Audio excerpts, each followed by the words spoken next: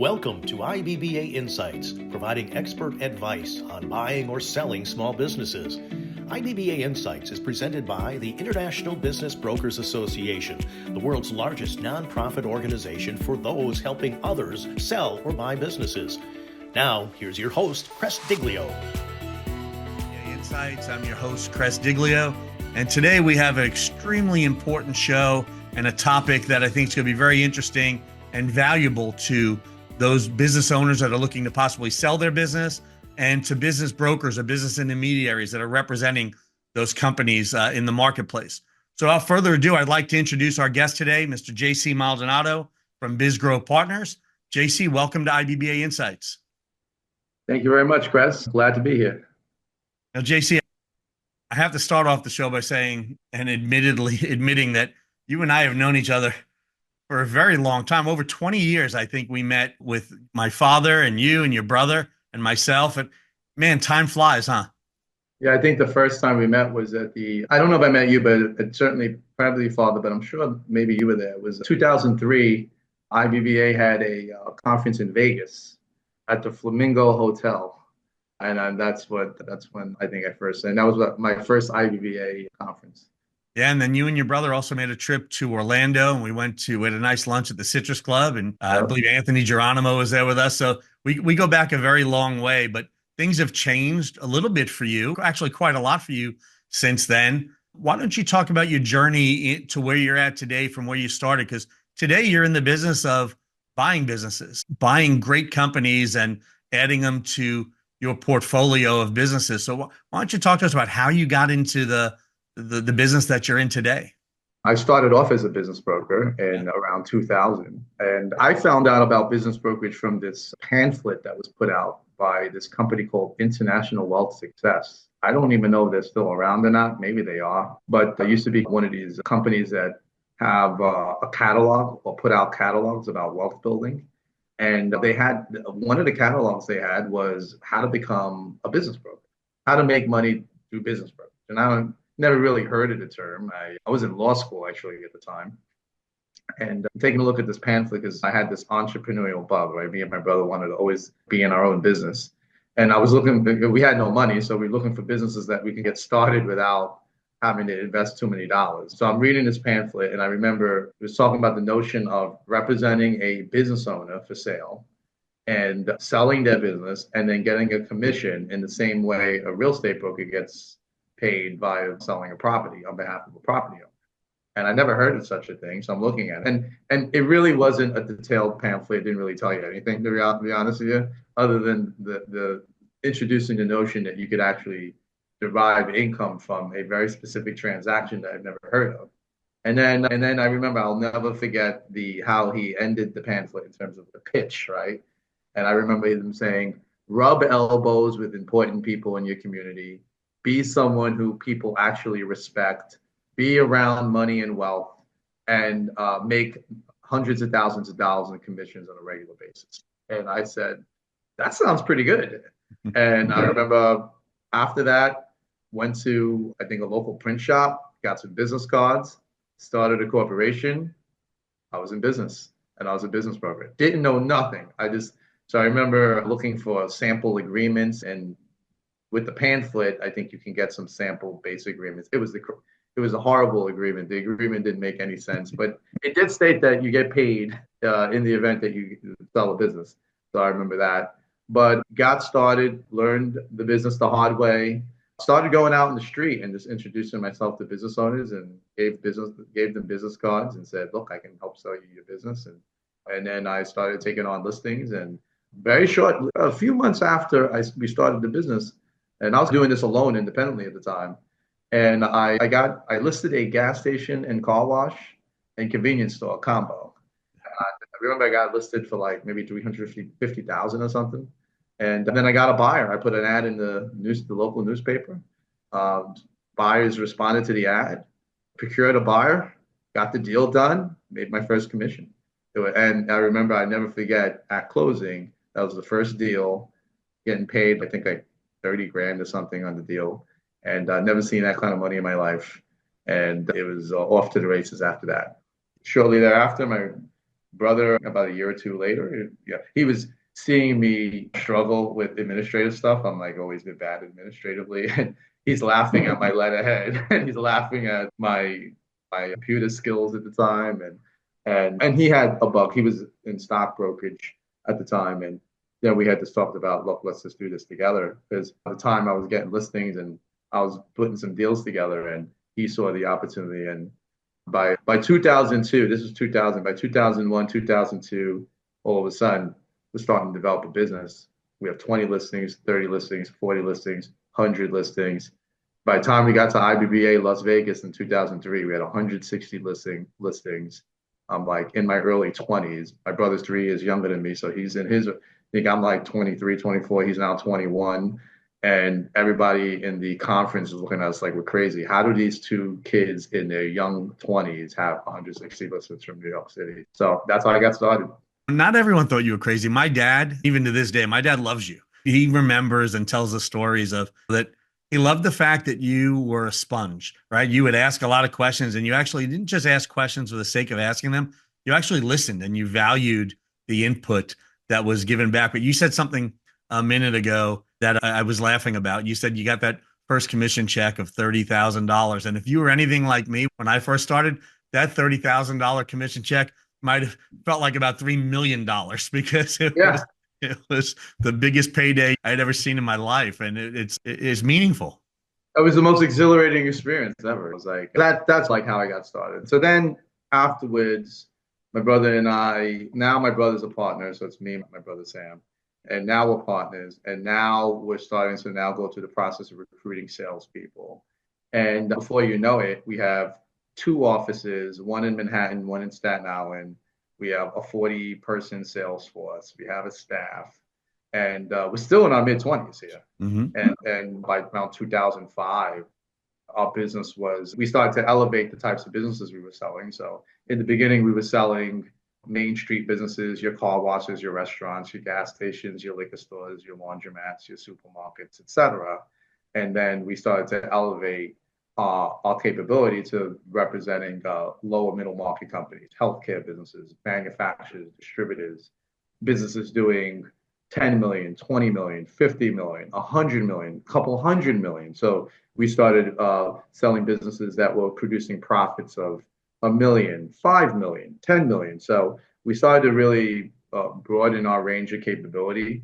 And we had 2 divisions, a division that salespeople dedicated to the sale of Main Street businesses, and then salespeople dedicated to the lower middle market. In that case, look, we would every now and then do a sale of business at above 10 million in EBITDA, but our sweet spot was that $1 to $10 million EBITDA business, $5 to $100 million in revenue. And that's where we had these 2 divisions. There was a lot of money in the lower middle market, especially in the Northeast. We got very crafty in our approach in representing those types of businesses. And that's what the business became. And then after that, we added other ways to derive income from the same transactions we were brokering. In particular, we used to broker the business acquisition loans.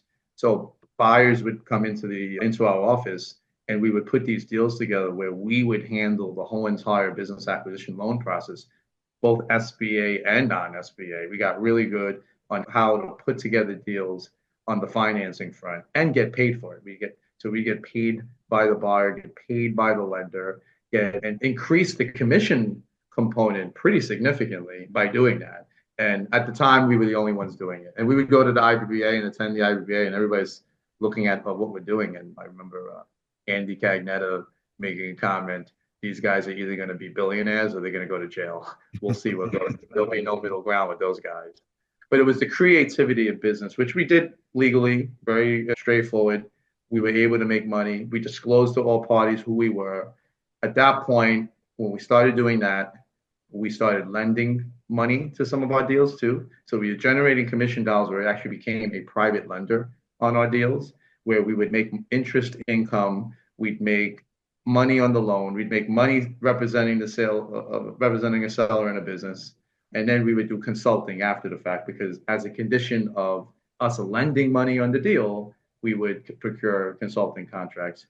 And at that point, we were no longer business brokers. we were full-fledged investment bankers for the lower middle market. And from 2005 to around 2009, we were playing that role. And it was our dream to be merchant bankers at the small business arena. It was always an underserved space. The small business on the Main Street level, all the way up to around 10 million EBITDA, the big finance players were just not looking at that market at all. That market was completely underserved. And we made our bones being the investment banker, the merchant banker in that arena. So when we used to attend the IBBA conferences, we got to a point where I think the other brokers didn't really even relate to us. They couldn't even figure out what the hell we were doing. We were New York guys on top of that. New York is a very, as it comes to the rest of the country, there's New York and then there's the rest of the country. And I think any New Yorker will tell you that. So that's how we got started. So from 2000 to around 2009, 2010, we were a boutique middle market, a lower middle market investment banking company. So today, BizGrow is in the business of buying, running, building great businesses in very different industries. So you've worn many different hats in your career, but there are people listening to the show today that are business owners, and one day they're going to sell, whether it's today, next year, 5 years from now. But you've been on both sides of it, from the broker side of it to the buyer side of it, and probably along the way on the selling side of it. But if someone's looking at their company to sell one day, you're a buyer. What is it important to you about a company, or what makes a company that goes to market attractive to you? How can a business owner make their company more attractive to buyers? When I was in the investment bank, so as an investment banker and as a buyer, I actually look at things very similarly, right? When I look at a business. As an investment banker, when I used to meet a seller, I used to think of myself as the buyer because my job is to vet out the marketplace and interface with buyers. And I never really wanted to sell a deal that we don't believe in. It's like anything, a salesperson has to believe in his product, right? So the key with the business is if you're going to sell your business, you have to prove to the marketplace that not only have you performed well in the past, you have to convince the marketplace that you've set up the business in a way where the success that's been achieved in the past could be sustained in the future. That's really the trick of the trade. And the way you do that as a business owner is to establish a very solid management team and establish streams of revenue that are going to be sustainable in the future. If you establish those two components, you're going to be able to sell the business for a higher valuation than a business that does not establish those two components. Business owners a lot of times get caught up in the how much can I put in my pocket today, or how much money can I save? And as businesses are sold on multiples of earnings or multiples of EBITDA or multiples of adjusted net income. So someone that's looking to save a certain dollar amount because they don't want to pay tax on that money, what is that costing them in the long run in the sale of the business? If you're a seller, this also goes for being a buyer, being a broker. You have to look at the transaction as a product in itself, right? The key to really putting together a valuation that's palatable is to understand that there's two components. There's the price, and then there's the terms. Mm-hmm. Okay. If you want a high valuation, you are most likely going to have to be somewhat friendly on the terms. So what does the terms mean? What we mean is that we want the seller, right? If he's going to offer terms, meaning he's going to offer some level of financing to the buyer, or he's going to offer a part of the purchase price to be tied into future performance, right? That's what we mean by terms. If he's willing to take more risk in the deal and then particularly participate in the growth after the transaction, once the transaction is consummated, then the chances of just getting a higher valuation are greater, because that gives the buyer confidence that they can pay a higher price and still be able to preserve the economics associated with the deal, right? Sure. So it's something to ask, what do I want? Do I want a high valuation, or do I want guaranteed income, right?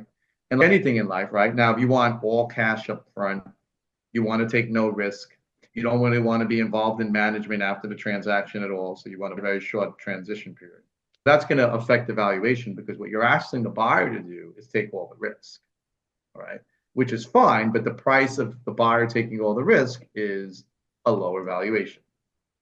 So that's where the key to getting a higher valuation would be to, as a seller, is to dominate the terms. Now, as a broker, explaining this to your client up front will create a better dynamic. But once you start bringing the business to market, because now you're going to have a seller who is considering all the variables and all the possibilities that the marketplace may have to offer. And there's nothing wrong with, as a seller, saying, I want all cash. Sure. But just understand that regardless of how he set up the business, the less risk he takes, the less he gets. The more risk he takes, potentially, the higher valuation you can receive. We know buyers, sellers focus I'm making this much money, so slap a multiple to it and it becomes more attractive. What they don't realize sometimes from a buyer's perspective, money's important. How much money are we going to make? Anyone that says it's not important is lying to you. But you said it earlier, management team, that goes a long way into, do we want to buy this company? Customer concentration, that goes along, right? What's going to drive the needle if a company is worth between 3 and 5 multiple? What makes it a 3? What makes it a 5? And again, I know a lot of it, sure, is the terms. A lot of it, though, when we talk about the financials of a company, are they clean books and records? Because let's just use some rough, down and dirty math, JC. So I'm a seller of a business, and this year there's a small business, $50,000 in unreported income, right? Because I want to save taxes. So at $50,000 less in net income, what am I saving in taxes at that point? Just rough math. 50,000, not a lot. 15,000, 20,000 tops. Okay. Depending on tax bracket, yeah. So 15, 20, let's say $20,000. You save 20 grand. You're all happy about that. That same $50,000, if it was reported and it was on your income statement and you could verify and document that, you go to sell your business. If it sells for a 3 multiple, that's $150,000 more in the sale price. If it sells for a 5 multiple, that's 5 times 50. Well, it's $250,000 more on your purchase price, just all to save 20 grand. So sometimes as a business owner, we tend to look at things in a way that seems good today, but it's not the best outlook, I think, sometimes for your goals on selling the company for the highest value. When you look at a company that has really clean books and records or good books and records in your mind, does that give you a better confidence level going forward with that company? Yeah, I don't buy businesses unless they have books and records that have some level of transparency to it.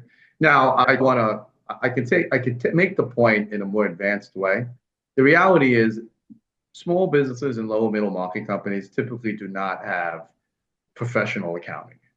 They can get their accounting to a reasonable level when it comes to transparency, but businesses in the small business arena, and when I say small business arena, it could be as little as 100 to 200,000 a year in profit, all the way up to $5 million in adjusted profit. You're still talking about the small business arena. At worst, lower middle market arena is just a euphemism of saying big small business. But when you're talking about that, you really are never, as a buyer, you're never really going to get any business with professional accounting. There's no audited books. Even reviewed statements are done haphazardly. So as a buyer, you already know that there's going to be a level, you're really making a bet, right? You're making a probability bet with respect to the financial condition of the business. But with that said, the business has to have a reasonable level of transparency. I have to at least see some level of profit in order for me to pull the trigger. And if you're a seller, it really is a mistake to even go to market with a sale if your business doesn't have some level of transparency in your books and records. I just think you're going to be wasting a lot of time. You're wasting the broker's time. You're wasting your time. And that's time that you could reinvest in making the business. If I'm a seller, I never really want to go to market with bad books and records. In today's age where you have consultants and accountants and just a lot of information online, I don't even think there's an excuse right now to ever really sell a business with bad books and records, because you could put in the time to clean it up.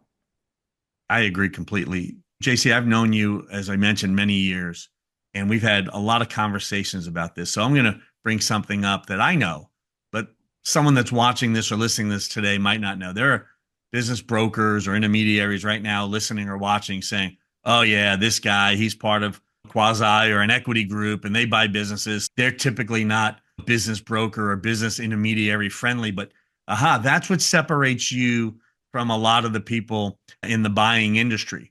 You actually prefer working with businesses that are represented by business brokers or business intermediaries. Can you explain why?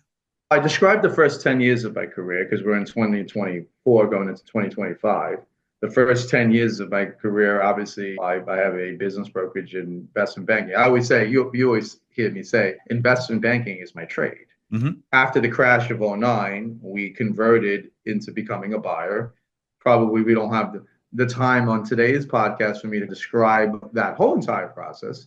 But by 2010, we decided to become full-time buyers, meaning we got out of the business brokerage investment banking business and we dedicated all our resources and times in building a conglomerate holding company. So today we own 32 companies. We're a $600 million business, $80 million in adjusted EBITDA as a conglomerate. We buy and we hold businesses, and there's very specific types of businesses that we buy. Now, when we made this conversion, because investment banking was our background and we were involved, if you remember those days, we were involved in the business brokerage community. We always used to have a saying in business brokerage, every deal that closed, every deal you close, if it wasn't for the broker, the deal would not close. I remember us vividly remembering almost every deal we brokered, we said to ourselves, if it wasn't for us, there's no way this deal would close. And there's reasons for that. And the reason now, back then, as a broker, if you're a business broker listening into this, or if you're a business intermediary or a middle market investment banker, regardless of what level of business brokerage you play at, buyers and sellers, when they meet, there's an inherent conflict. And the conflict is an emotional conflict. The buyer is scared of losing his shirt, no matter how sophisticated they are. And the seller is concerned about overexposing his business, confidentiality being blown, the buyer dragging out the transaction and then pulling out. And then a lot of them are concerned about the quality of the buyer and how he's going to deal with his business, his baby, her baby, the people. You have a myriad of emotional concerns. You also have a seller who's never ever sold a business before, which is most of the time. Mm-hmm. And you have very few true professional acquirers. And even if they pose themselves as being professional acquirers, that's what I learned when we became low middle market investment bankers. You would be surprised how inexperienced they are once you vet them out and we take a closer look at the background. So you basically have two inexperienced parties coming together. And what the business intermediary did, or the broker did, was bridge the gap and kind of calm down the emotions of both sides so that we can make a deal that's rooted in logic. And that was key. So I had that background going in. So when I became a buyer, here was the problem. I was a sophisticated buyer because of my background. And of course, every business we bought and as we got experience becoming portfolio managers, becoming finance entrepreneurs, as opposed to just being an investment banker, as we started to gain that experience and became very good at that. Regardless of my sophistication, regardless of my experience, I'm still dealing with a first-time seller for the most part. Very few sellers I come across have actually gone through this experience of selling multiple businesses. That's a very rare breed. And even if you do come across that, okay, you've sold 2 businesses in your lifetime. You've sold 3 businesses in your lifetime. That's not really a big body of experience. That's just, you did a couple of deals. That doesn't make you a professional deal maker. So what I learned was we've interfaced with sellers directly, right? And I just learned that without an intermediary, without a professional advisor, prepping the seller on what to do, how to prepare, how to think, it becomes very difficult to interface with the seller because when they're hearing the message from the buyer, they're only thinking we're saying certain things or presenting information because it's in our best interest to do. So they look at us as a party that's conflicted. Therefore, the credibility on the message that we're trying to present is impugned because they think we're conflicted. Whereas a business intermediary could present the same information and come off as objective because theoretically the business intermediary's job is to expose the seller to the entire marketplace, not any one particular buyer. So that kind of, given our background and given what we knew about the psychology of a business sale transaction, we decided to take the approach we are only going to source deals through the business broker and business intermediary community. And that was a more effective marketing approach to source deals and build deal flow than try to have us develop what they call proprietary deal flow, meaning us going after sellers and us getting off market deals. And you see a lot of information on the internet with quote unquote professional buyers stating that it's actually better to deal with a seller direct than with a broker. And that is complete hogwash. That is not, I don't understand that message. It certainly is not rooted in anyone who has any real experience. And there's a lot of charlatans online who are not real. But that would be my take. And this is based on firsthand experience. And I'm an open-minded person. I know the differences between real experience and this BS. And I'll tell you, intermediaries are very important in these transactions. The reason why that message gets spread out or is said that, hey, you don't need an intermediary or a broker to perform the deal, because the buyer knows if they're dealing with a seller one-on-one, they're probably going to buy that business 20 to 25% less than if it hits the open marketplace. Because once it hits the open marketplace, they have a lot of competition for that business, which drives value. So when you're dealing with someone one-on-one and there's no one else competing against, not only can the price get better, the terms can get better. And from a seller's point of view, how do you know you actually have a good offer in front of you when you haven't tested the marketplace? But let me take it a step further with what you were talking about, dealing with intermediaries and business brokers. You've told me that you've dealt with business owners that weren't represented, and you've actually advised them they need to go hire a good broker or a good intermediary to represent them. Is that true? Yes. Yes. See, because the biggest problem is that the seller has no concept of business valuation and how to structure a deal and how to prepare for a deal. So remember, as a buyer, an M&A transaction as a whole, and for the business brokers who do Main Street, we can call it business sale transaction. But no matter how you refer to this transaction, the reality is it's very laborious. There's a lot of paperwork involved. There's a lot of document exchange. There's a lot of details that need to be vetted out, right?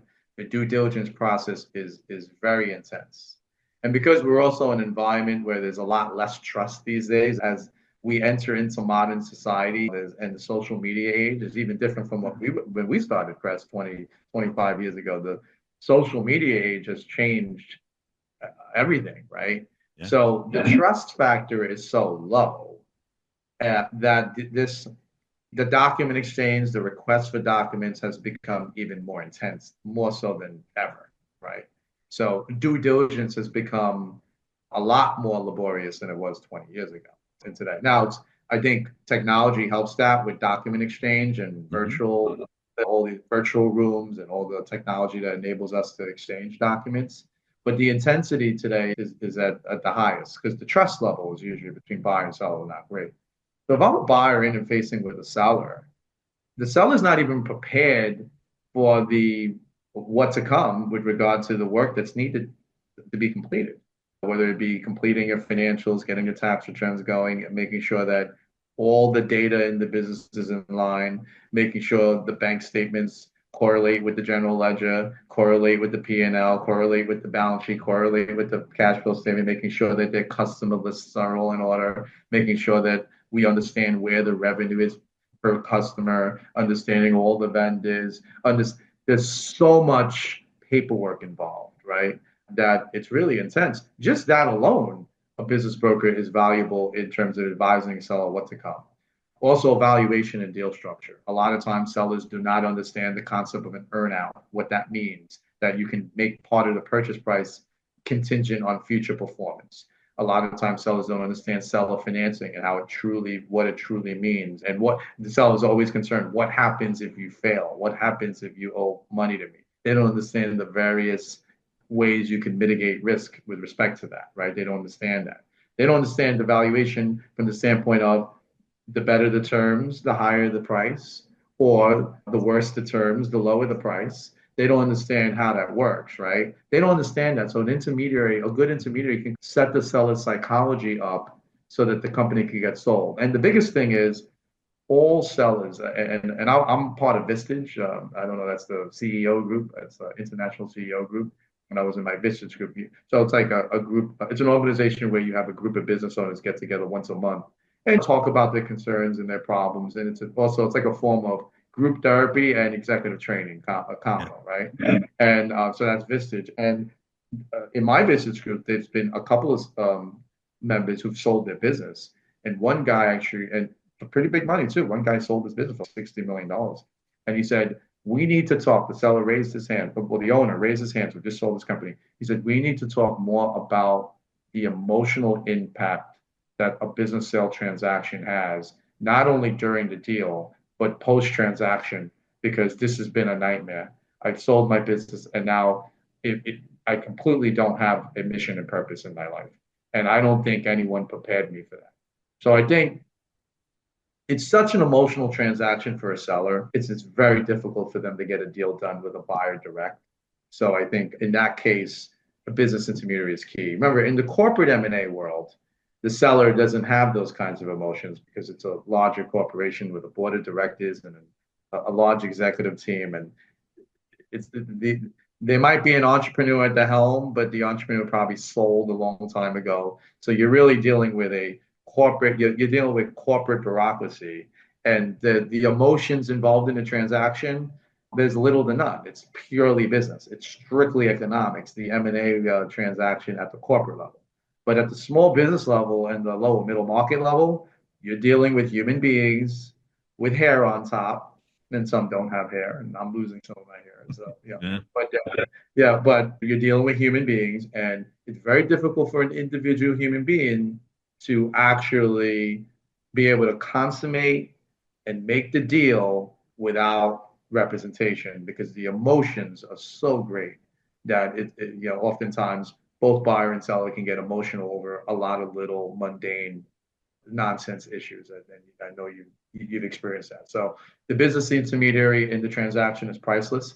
I don't think as a buyer, I don't see that I'm paying more because as a business intermediary.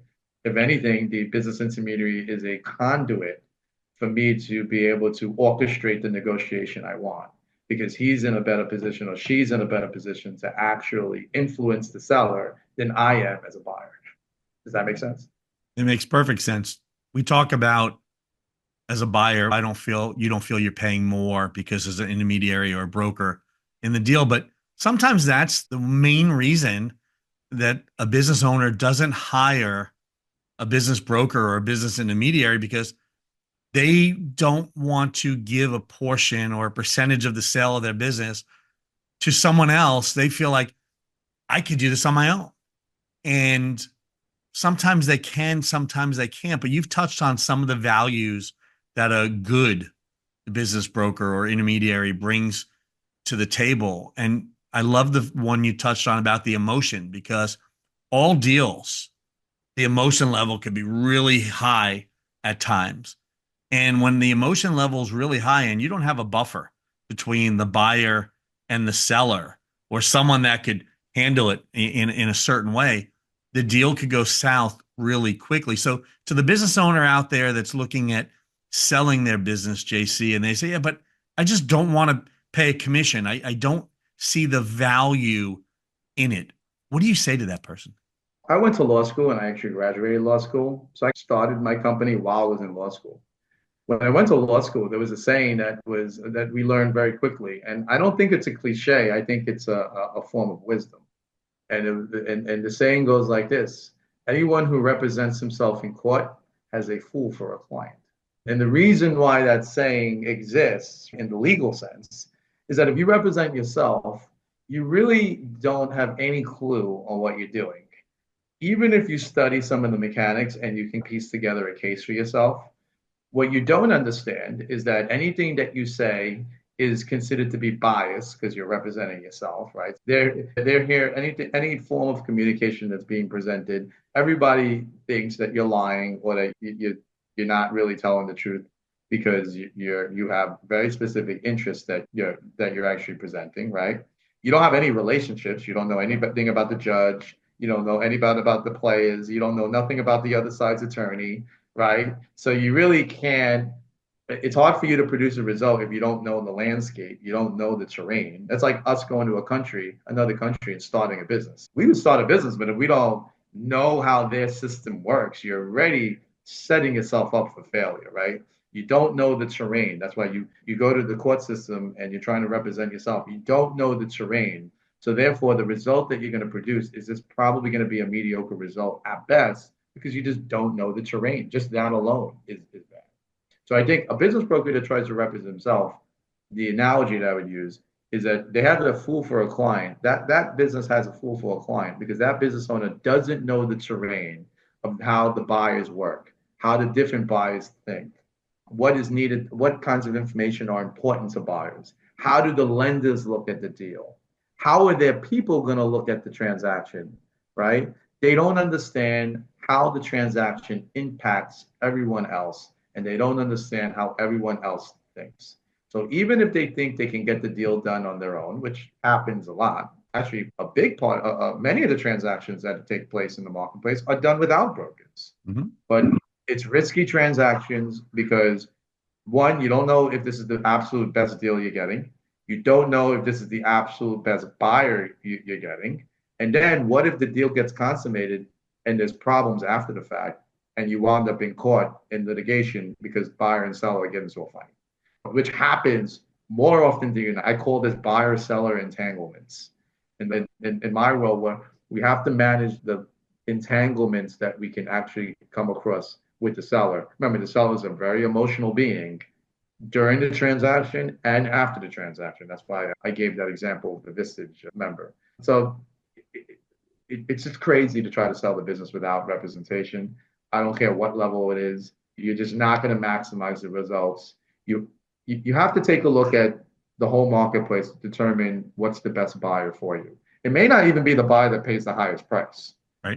But you're not going to know what's out there if you just jump on the first deal. And so that's why I think it's crazy. I have two things to touch on that go right in line with what you talked about. My sister, Michelle, is a prominent attorney in Florida, business and real estate attorney. When her and her husband bought a business, actually several businesses, she hires an attorney to represent her because she's too close to the transaction and doesn't want to miss something. Or so that's that. And trust me, she's probably more capable than the person she hired to represent her.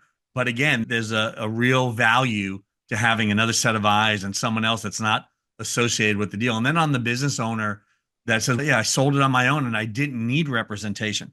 You know, if you own a large paint contracting company, right? That's no different than the homeowner saying, I don't need to hire a company like yours. I could paint the house myself. Sure, you can. But is it going to look as good? Is it going to last as long? Are you going to do the prep work the right way it should? And by the way, it's probably going to take you a lot longer than and cost you a lot more money in the long run than if you would have just hired someone to do the job yourself. So we could always all try to do something, but if you're not an expert, you're probably not going to do a great job or as good a job as someone that does this every day. Or even if you are an expert or have experience in this, like you said, it's good sometimes to distance yourself. So let's talk about the business brokers, JC. You've purchased many businesses now, and you've been on the side of helping people sell their businesses. But in your opinion, what is the difference between the brokers that are able to actually take companies to market and get deals done and those brokers that kind of get in the way and don't allow deals to happen? What's the big difference between those two?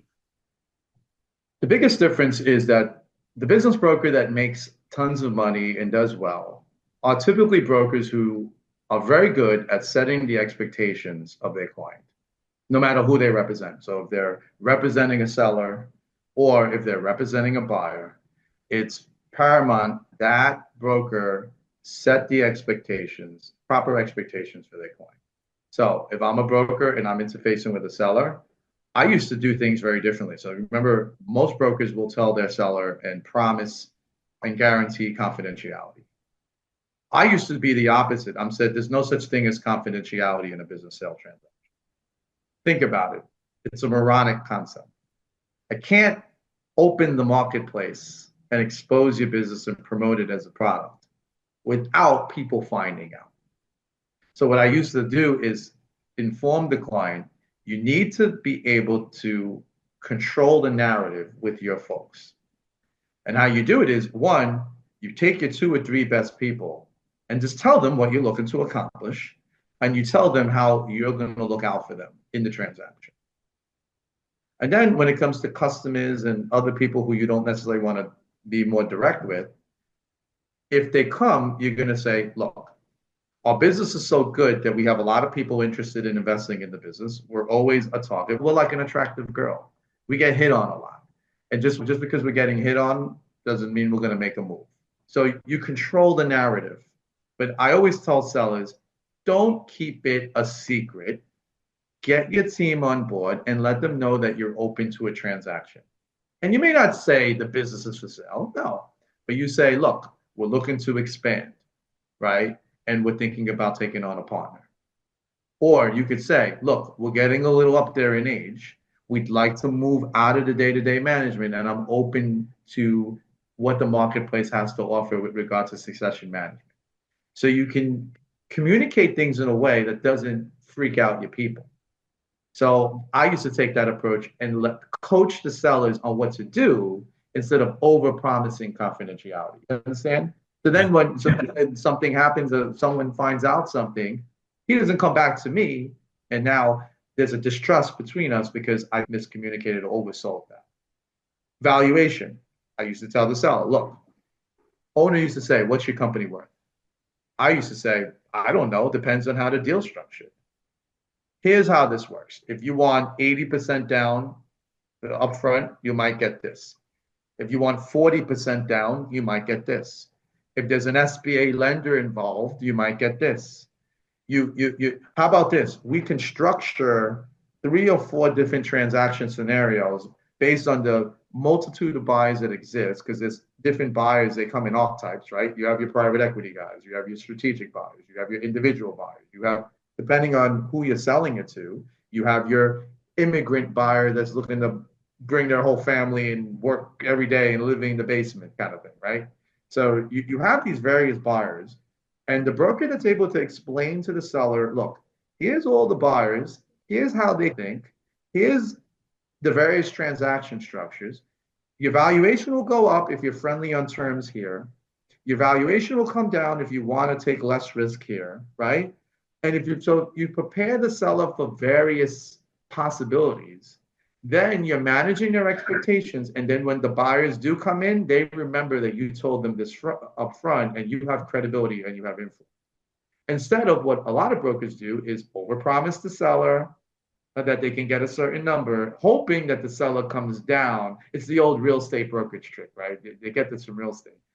Broker comes in, lists the property, overpromises the seller, and then hopes to go back to the seller, come down on price once buyers come through. What I like to do is, when I was a broker, is set the transaction up in a way so that I can actually get a deal done, but I'm also doing a service to my client with respect to what's going to take place. I used to also educate them on aspects of, look, this is not going to be a deal. A lot of times seller says, I need to sell by the end of the year. I used to tell them, no, this might take a year or 2. Even when I get a buyer, I describe the due diligence process. I describe the third-party lending process. Even if the seller finances the deal, I still describe that due diligence. I describe the role of an accountant, the role of an attorney. I describe it so that when it does happen, it's still going to annoy them because it's a transaction that's complex, and really it's just one of those types of deals that just creates a lot of emotions, right? But if you tell them up front what's going to happen, then that to me is the singular difference between a broker who can make tons of money doing this and a broker that's always struggling. That to me is the secret sauce, setting client expectations. And in order to do that, let's face it, you have to be an expert at what you do. You have to put in all the work. If you're a broker, go to all the IBBA conferences, take classes, talk to other brokers. Anytime you have an opportunity to increase your skill set, understand how the contracts work, understand how the financing works, understand how due diligence works, understand how to talk to accountants, how to talk to attorneys, how to talk to bankers. understand what everyone does and be able to describe the details. So if there's an issue, you can step in and you can influence. That's the difference. Yeah, JC, knowledge is power. And I've trained business brokers all around this world. And I tell them, you have a decision to make today. You want to be an order taker, or do you want to elevate yourself to that of a trusted advisor, which someone actually values your opinion? Because look, anyone can list a business, right? Anyone. You could, I'm a business broker. I want to list your business. How much do you want? Great. But not everyone can sell your business. And not everyone, if they sell it, can bring the highest maximum value to that business. So I think as a business broker, the more educated you are, the more understanding you are of every aspect of the process of selling a business, the more value you bring to your client. And you'll find that your commission or your fee is never an issue because you're going to bring more value than the commission that the person or the seller is going to pay. JC, that's another thing. The commission, a lot of times sellers will negotiate commission. I found that when you have, as a broker, when you have trust with the seller and trust with the buyer. So in other words, this same professionalism actually should also be expressed in how you interface with buyers. And you become an asset on getting that deal done. No matter what state, I always looked at business brokers as transaction brokers. Mm-hmm. I always looked at your role as a business broker as you representing the deal. And the deal has to be a deal that works for both parties. If a deal only works for one party, even if that deal gets consummated, usually that could still result in problems, right? I've seen lots of litigation on deals and brokers get thrown into that litigation. So the deal has to work for all sides of the street. You're representing the seller maybe technically because he listed the business for sale, but you're working with buyers to try to get the deal done. So you're really representing the deal. So as an intermediary, you are really in a dispute resolution role, right? You're a mediator, right? You're in the middle here. That's why I like the term intermediary, because I think it describes what you truly are, right? Because you're really trying to put the deal together and you're trying to serve the interests of both parties. And a deal has to work for both parties on some level. Understanding the motivations of both sides is critical, right? But the thing with the broker and the thing with the commission, if you have trust, right, and they become dependent on your knowledge and your skill set, the chances of them trying to renegotiate your commission is low, right? And if you're getting into problems where the seller is always trying to knock down your commission, what that really means is that you've really served as the role of finder, and you're not in the role as trusted advisor.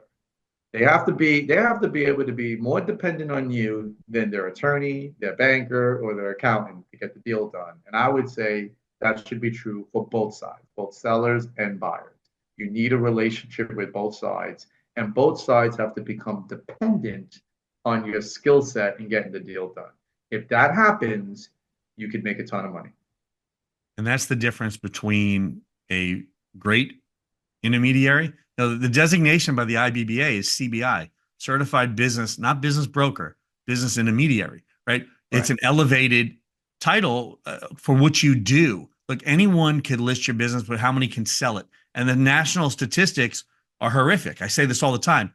The average says about 20% of all businesses listed with brokers actually sell.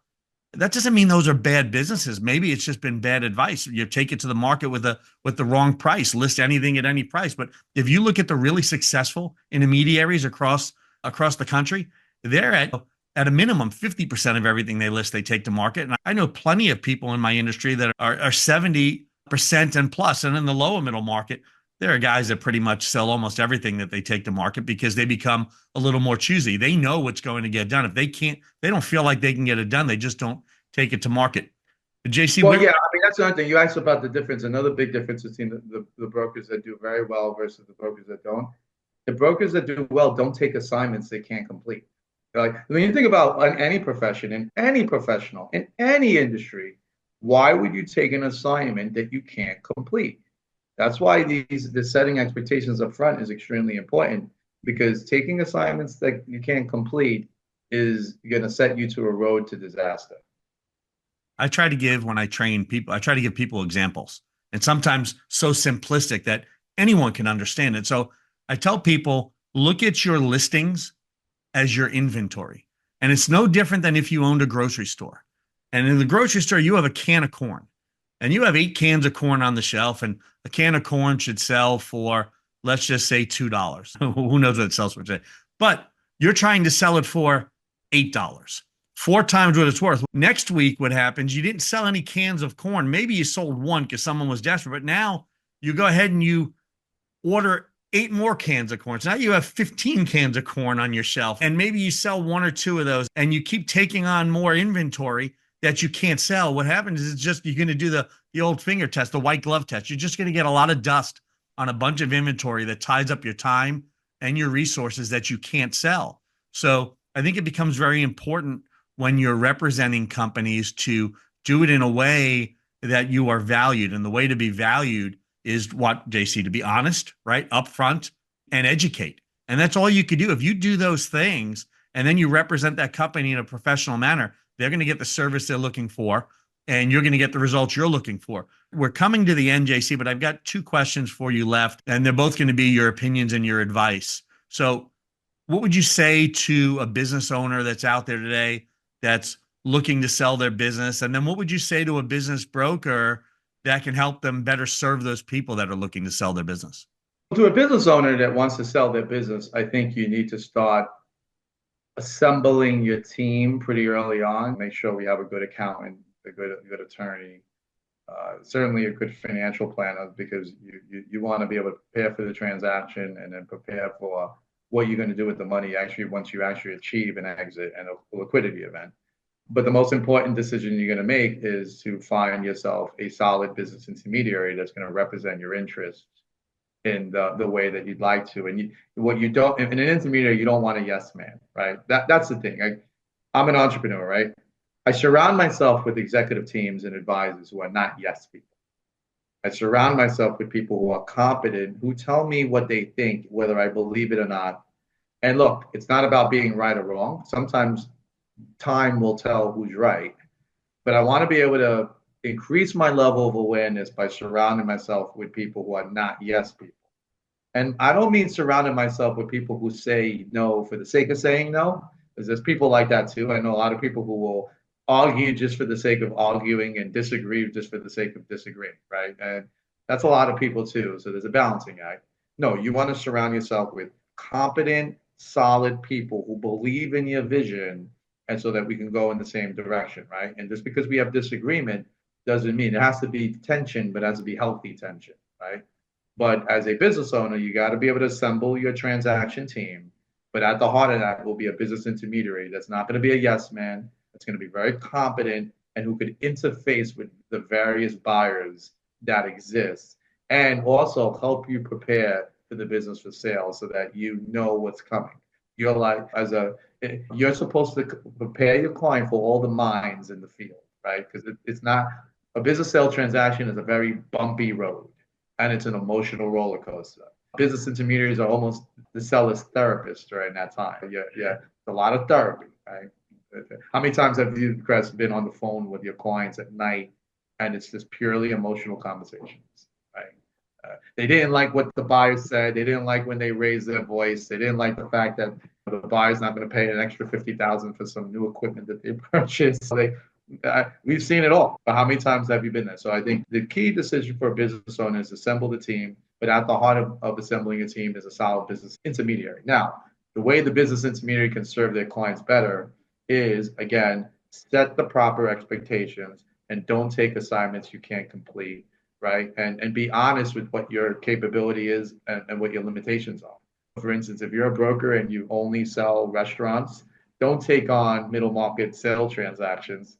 You should probably pass that lead off to someone who could actually get it done. Doesn't mean you can't get a piece of the action and get some a referral fee. It's just that don't be the person that handles transactions that you're not capable of. So I see a lot, especially in today's age, where a lot of people are just delusional. They're not honest about what their strengths and weaknesses are. They're always in their ego with respect to how they manage relationships. And I see that a lot, right? So the best thing that the business intermediary can do is be honest in terms of what their capability and limitations are, set expectations, the proper expectations with their client, and don't be lazy. Have a relationship with your client. Communicate with them regularly.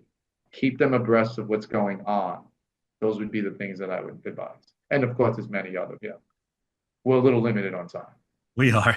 JC, my dad told me a long time ago when I first got in the business and I would run across larger transactions that may have been out of my area of expertise. He always encouraged the team atmosphere and the team approach and to bring other people on board. He said, son, he goes, a percentage of something is better than 100% of nothing. Sometimes we get greedy. JC, I appreciate your time. And there are people on here listening today. And since you said all your deal source comes through intermediaries and engagements or listings that they have, if the intermediary or the business broker listening today want to find out more about BizGrow Partners and the companies they're looking for and whether that might be a good fit, how can they do that? We have a team. Our acquisition department is led by Erin Crawford, and I think she's the incoming chair of the IBBA.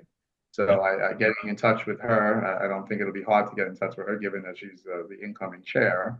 But certainly that would be a good thing. I have an email address. You could contact me at jc@bizgrowpartners.com.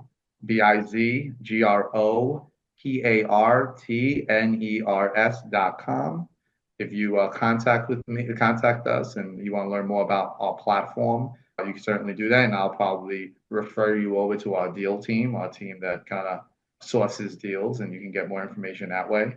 I'm pretty active in attending events. I attend the IBBA conference yearly, and then the M&A Source, we have a table and on the deal market twice a year. So you can also contact us, interface with us in that way.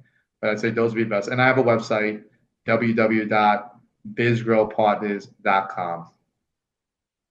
JC, we've known each other a very long time. It's always great to catch up. We may have a little less hair and a little more gray on top of our head. We can look back when we first met and many years later to today. And it's been a good friendship. Love doing deals with you, working with you guys. And you guys, your whole team, very giving, very upfront, very honest, and easy to work with. So want to thank you again for taking time out of your extremely busy schedule to be on IBBA Insights today, and look forward to seeing you again in the very near future, JC. Thank you. All right. Thanks, Chris. Really appreciate it. You learned a lot today as far as why there's a value in hiring a business intermediary or a business broker. And if you're a business intermediary or a business broker, I think you have to hear firsthand from someone that's bought dozens of businesses what it is they're looking for and what it is that you could do personally to help yourself be more successful in working with buyers and being able to sell more businesses. This episode went quick. I know it was a lot of information, so I appreciate you listening today. I appreciate you listening to all the episodes of IBBA Insights. You could go to ibba.org/insights, and you could subscribe and you could hear all the upcoming episodes of Insights when they're released, and go back and listen to some of the other ones. If you listen to it more than once, you're going to get information that you didn't get the first time around. So again, I want to thank you for listening to today's and watching today's episode of IBBA Insight. It's always my pleasure to be able to bring you great guests like JC Maldonado and share the valuable insights that they have. So until next time that we meet again and we talk and with other great guests, I wish you the very best in life and in your business.